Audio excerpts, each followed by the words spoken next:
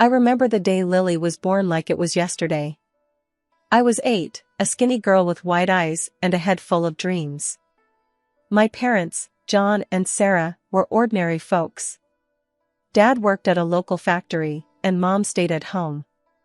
Life was simple until Lily came along. "Look at her, Sarah. She's got your eyes," Dad had cooed, holding Lily for the first time. Mom had smiled, a tired but triumphant smile. "And your nose, John." I stood by the door, clutching my ragged doll, waiting for someone to notice me. "Can I see Lily?" I asked timidly. Mom glanced at me, her eyes barely registering my presence. "Not now, Linda. Lily needs rest, and so do I." School wasn't much better. Kids can be cruel when they smell vulnerability. "Hey, Scarecrow Linda," Jack, the class bully, would sneer as he tugged at my faded dress. "Did you get your clothes from the trash?" I tried to ignore them, but words hurt more than punches.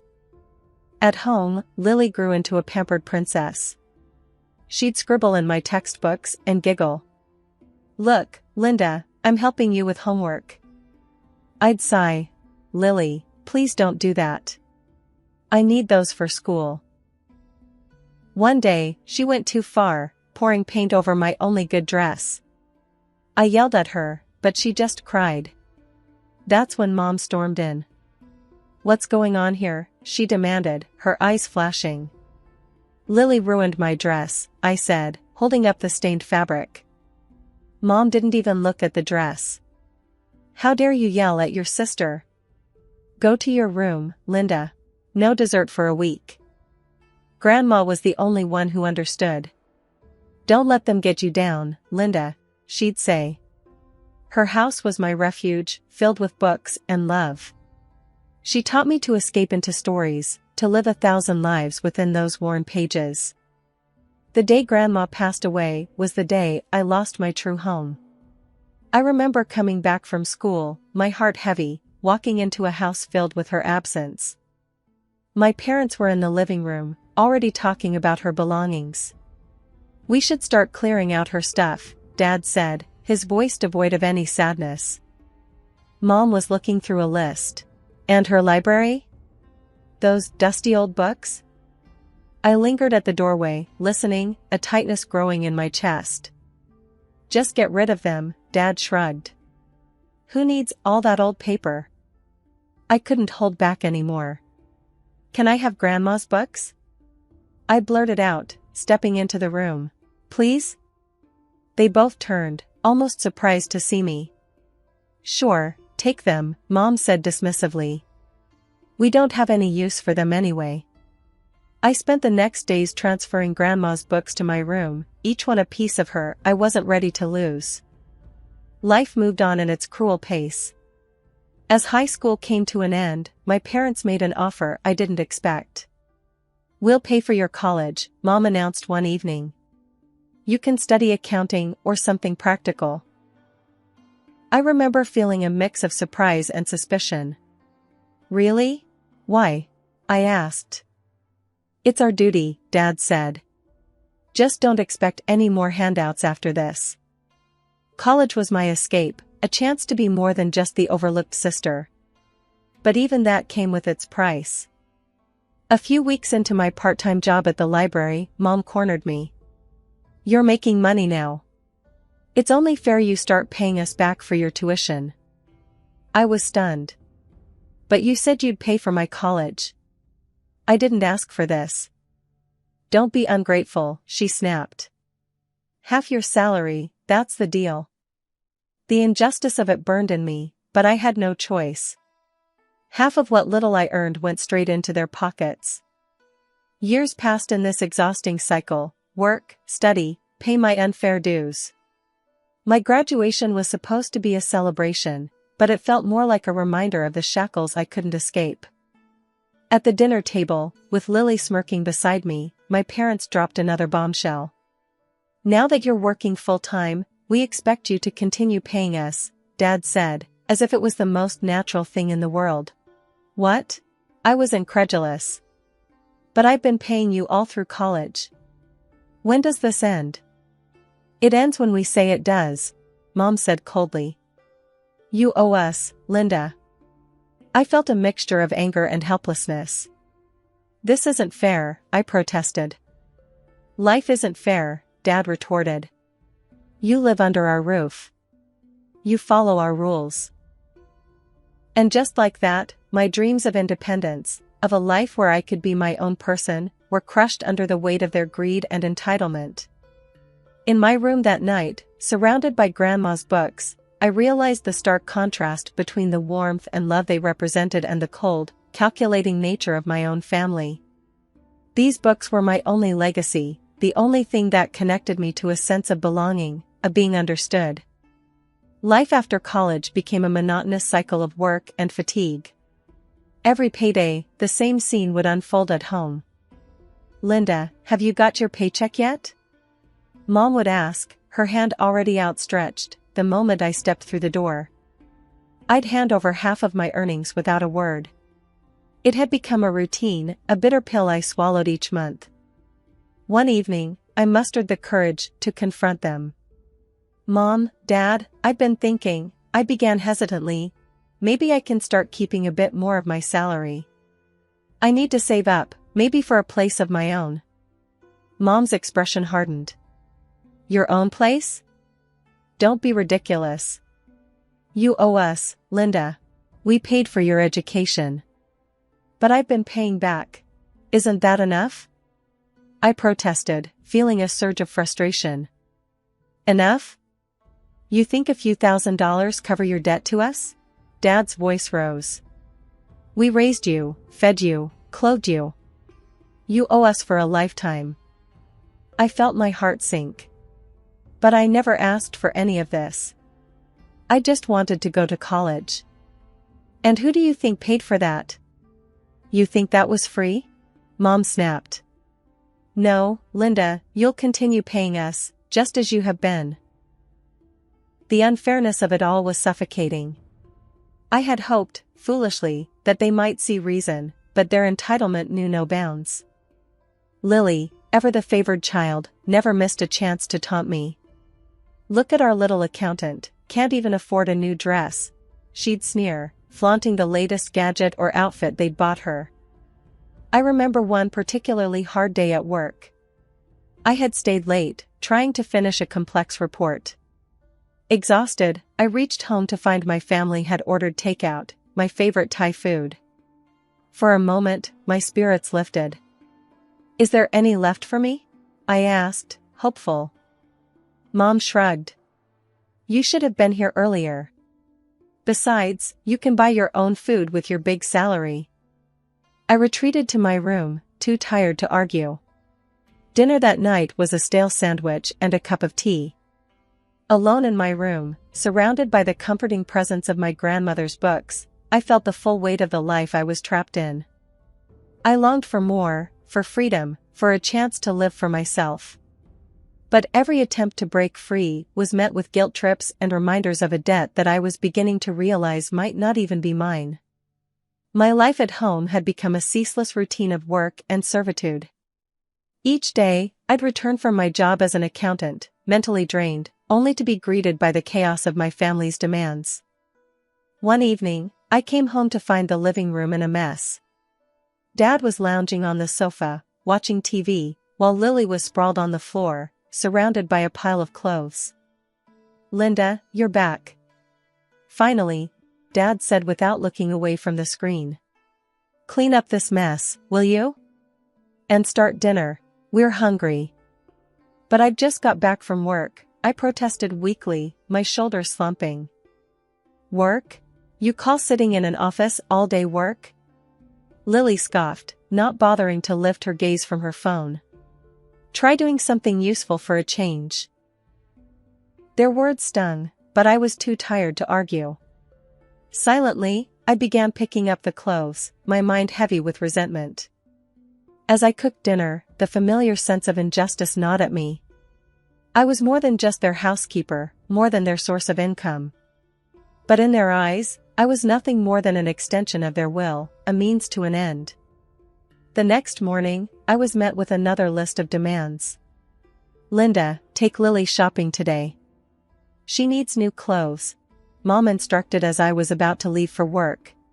But I have a busy day at the office, I said, my voice strained with frustration. Oh, what's more important? Your job or your family? Mom retorted, her tone sharp. The irony of her words wasn't lost on me. My job was important only when it benefited them. Reluctantly, I agreed to take Lily shopping after work, sacrificing the little personal time I had left. At the mall, Lily flitted from store to store, her excitement in stark contrast to my growing despair. Isn't this dress cute, Linda? She gushed, holding up an expensive designer dress. Buy it for me. You owe us, after all. I looked at the price tag and felt a pang in my chest. Lily, this is too much. I can't afford this. Can't afford it? But you're the big earner in the family, she taunted, her voice dripping with sarcasm. Stop being so stingy. I bought the dress, my heart heavy with the knowledge that this was just another link in the chain that bound me to them. That night, as I lay in bed, I realized that my life had become a cycle of giving my time, my money, my energy, with nothing in return. I was trapped in a life of servitude, catering to the whims of a family that saw me as nothing more than a resource to be exploited. The day of my 30th birthday dawned just like any other day. I woke up early, hoping maybe, just maybe, this day would be different. That my family would remember and we'd have a small celebration, a moment of happiness. I walked into the kitchen where Mom, Dad, and Lily were already having breakfast. Good morning, I said softly. Dad glanced up. Morning. Make sure you're not late for work. I waited, hoping for more, but there was just silence. My heart sank. They had forgotten. It was just another day for them. I tried to hide my disappointment as I prepared my breakfast. The clock ticked away, each second a reminder of how little they cared. As I was about to leave for work, I mustered up the courage to remind them. You know, today is my birthday, I said, my voice barely a whisper. Mom looked up, a flicker of surprise crossing her face before it vanished. Oh, is it? Well, happy birthday. Don't expect us to throw a party. Lily snickered. Yeah, happy birthday, Linda. Maybe you can treat yourself to something nice with your big paycheck. Their words stung like 1,000 needles. I left the house, holding back tears, feeling more alone than ever. The day at work was long and tiring. When I returned home, I hoped maybe they'd have a change of heart. But the house was just as I'd left it. I found Mom, Dad, and Lily in the living room, ordering food from a fancy restaurant over the phone. My hopes dissipated like mist. Are we expecting guests? I asked, a glimmer of hope reigniting. No, just felt like ordering something nice, Mom said casually. You can join us if you want. I watched as they ordered dish after dish, my heart sinking with each click of the phone. Should I get the lobster or the steak? Lily mused aloud. You should get both, Mom encouraged. I stood there, a bystander in my own home. They hadn't just forgotten my birthday, they didn't care. I retreated to my room, the walls echoing with their laughter and chatter. I sat on my bed, surrounded by Grandma's books, the only gifts I'd ever truly treasured. In the silence of my room, I called my Aunt Mary, the only other person who had ever shown me kindness. She answered with a warm, "Happy birthday, Linda. How are you, dear?" Her words, so simple yet so full of warmth, brought tears to my eyes. We talked for a while, and she shared stories about Grandma, bringing a smile to my face. Then she said something that stopped me cold. You know, your grandmother would be so proud of you. She always wanted the best for you. That's why she left the money for your education. I was confused. What money, Aunt Mary? The money she saved up for your college. Didn't your parents tell you? She was so determined to give you a good start in life. My world spun. Grandma had paid for my college? All these years, my parents had lied, making me believe I owed them. I hung up the phone, my mind racing. The truth was a key, unlocking the chains I'd been bound with for so long. My parents had manipulated me, used me, all based on a lie. That night, I couldn't sleep. The revelation churned in my mind, a mix of anger, betrayal, and a newfound sense of determination. I couldn't let them control me anymore. I had to break free, to find my own path. The next morning, I confronted them. I know about the money Grandma left for my education. Why did you lie to me? Their reactions were a mix of shock and defensiveness. We did what we had to do, Mom said coldly. We're your parents. It's your duty to support us. Duty? You lied and made me your servant. I exclaimed, my voice trembling with emotion. Dad just rolled her eyes. Drama queen. You should be grateful we let you live here. That was the final straw. I was done being their scapegoat, their cash cow. It was time for me to take control of my life. The morning after my birthday was a new beginning. The sun seemed brighter, the air fresher, as if the world was acknowledging my resolve. I had packed my things quietly, trying to avoid any early confrontations. But as I was about to leave, Mom and Lily confronted me in the hallway, blocking my path. Where do you think you're going with those bags? Mom asked, her eyes narrowing. I'm leaving, I stated, my voice steady despite the pounding of my heart. Mom's tone turned pleading. Linda, you can't do this to us. We're your family. Where will you go? Anywhere but here, I said, stepping around them. I deserve better than this. I deserve a life. As I walked out the door, I felt a weight lift off my shoulders. The shackles of guilt and obligation that had held me down for so long were finally broken. I didn't look back. I walked towards the bus stop, my heart filled with a mix of fear and excitement. I was stepping into the unknown, but for the first time, it was a path that I had chosen for myself. On the bus, I called a number I had written down a few months back, an advertisement for an apartment rental. The voice on the other end was friendly and understanding. By the time the bus reached my stop, I had arranged to view the apartment later that day. The apartment was small, but cozy, a stark contrast to the coldness of my family home. As I signed the lease, I felt a sense of ownership and independence I had never experienced before. That night, in my new apartment, surrounded by my grandmother's books, I finally felt at peace. I cooked a simple dinner for myself, enjoying every bite without the weight of judgment or expectation.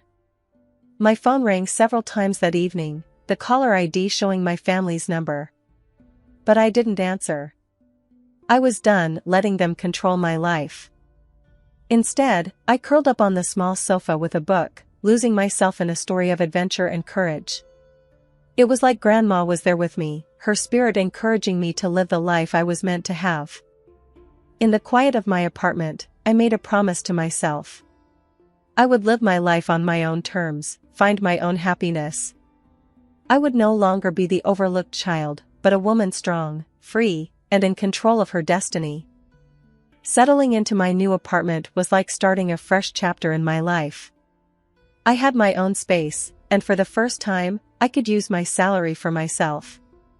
It was a revelation to realize how far my earnings could stretch when I wasn't giving half of it away to my parents and sister. I could afford good food, stylish clothes, and even indulge in a bit of self-care. One of my first acts of independence was giving myself a complete makeover.